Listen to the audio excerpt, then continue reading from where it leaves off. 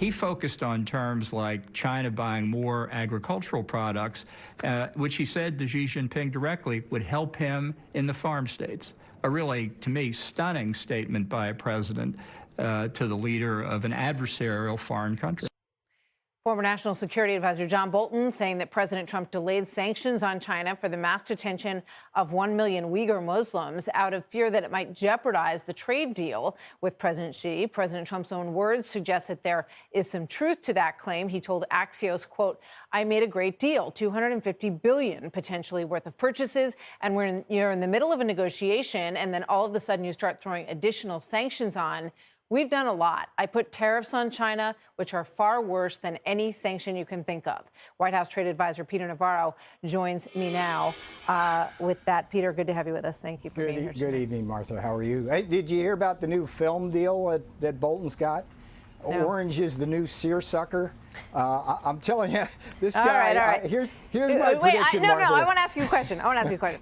Based on that introduction, okay, the moment when he talks about the president's election in the context of wanting to help farmers with a better trade deal and to make sure that China made good on the arrangement that was made for them to buy a lot of U.S. goods to help those farmers. How do you see that in the context of election, trade, economy? Who wins there?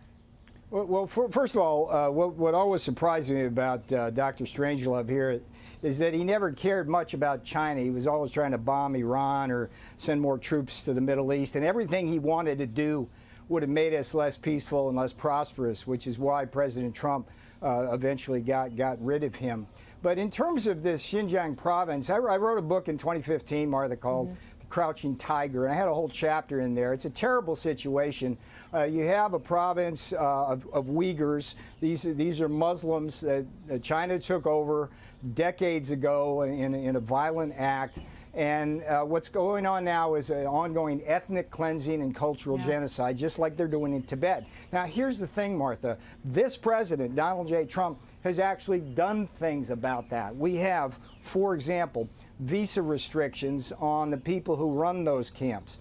We've got export restrictions, particularly on a company called Hikvision, which is this very evil company that has all the surveillance cameras, not just in Xinjiang, but also in places like Hong Kong. And we have Customs and Border Protection stopping goods made by forced labor, where the Chinese Communist Party, it's always the party, forces these Uyghurs. They'll send them to different parts of China, make them make stuff in forced labor camps.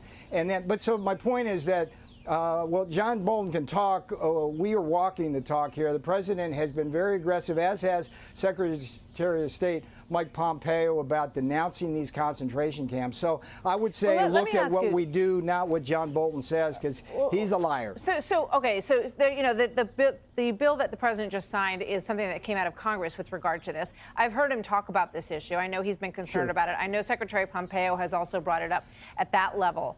And it's a reprehensible situation. I don't think that have any other countries tried to crack down on China on this front? Have they? That's a great question, because the answer is no. Europe talks about it, and I'll be honest with you, the bill that Congress did, it doesn't really do much yet. It's basically, let's study the problem. Here's the thing, Martha. We as a country, we as a people, and I think this election is going to be mostly about China, have to ask ourselves, how much do we let the Chinese Communist Party get away? Concentration camps in Xinjiang, the suppression of democracy in Hong Kong, sinking Vietnamese fishing trawlers in the South China Sea, strafing the airspace of Taiwan, meddling right here every day in our election. Here's the thing. Here's an important difference between John Bolton and Donald J. Trump. Bolton's this like Strangelove throwback to the 50s. Kinetic warfare, bomb Iran, bomb this, bomb that. What President Trump understands is we're in a very sophisticated environment where it's economic warfare, which is where the tariffs come into play when China attacks us with their economic aggression. But it's also information warfare. China, as we speak, there's no doubt about the Chinese Communist Party, they're trying to say that we created the virus, not them. They're trying to basically say their authoritarian let me just ask you one more question, which I'd love an answer to. When do you think that the president he obviously really wanted to hang on to this trade deal? deal as much as possible. And he wanted them to make good on the promises because there had been progress made on that trade deal. But given everything that's happened and all the things you just listed, is that over? It's over, yes. I think that here's, I think, the turning point.